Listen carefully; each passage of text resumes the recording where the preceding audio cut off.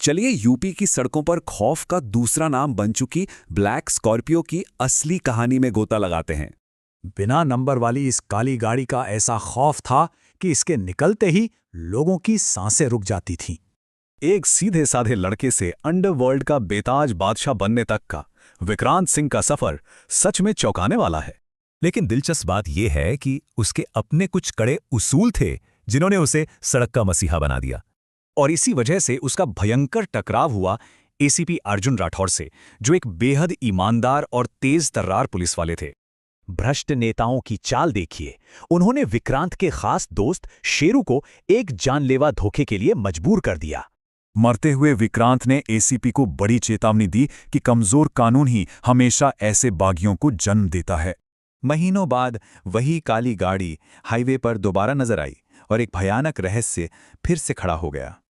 Aura never dies. यह संदेश एक साफ चेतावनी थी कि आतंक का यह खेल अभी बिल्कुल खत्म नहीं हुआ है। दरअसल इस बार स्टीयरिंग विक्रांत के 24 साल के छोटे भाई आर्यन सिंह के हाथों में था। दिलचस्प बात यह है कि आर्यन सिर्फ बदला नहीं, बल्कि इस पूरे भ्रष्ट सिस्टम को जड़ से उखाड़ना चाहता था। उसका सीधा पंगा भानु प्रताप जैसे माफिया मंत्री और टाइगर नाम के एक खूंखार एक्स मिलिट्री हिटमैन से हो जाता है। आर्यन ने मंत्री के काले धन को लूटा और उसे बेबस जरूरतमंद किसानों और गरीबों में बांटना शुरू कर दिया। एसटीएफ चीफ को आर्यन का सच पता चल गया था, लेकिन सिस्टम की सफाई के लिए उन्होंने उसे नहीं रोका। फिर एक भयंकर क्लाइमैक्स तब आया जब मंत्री ने आर्यन की मां का अपहरण कर लिया और उसे अकेले बुलाया।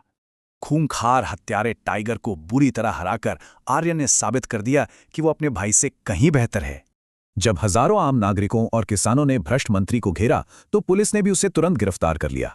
आर्यन समझ चुका था कि असली ताकत हथियारों में नहीं, बल्कि गलत के खिलाफ खड़े होने की सोच में है। भ्रष्ट सिस्टम टूटने और इंसाफ मिलने के बाद वो काली स्कॉर्पियो रात के अंधेरे में चुपचाप गायब हो गई। ये गाड़ी अब सिर्फ बदले का साधन नहीं रही, बल्कि जनता की जवाबदेही का एक अमर प्रतीक बन चुकी थी। लेकिन सोचने वाली बात यह है कि अगर सिस्टम फिर से फेल हुआ तो क्या वो काली स्कॉर्पियो वापस लौटेगी?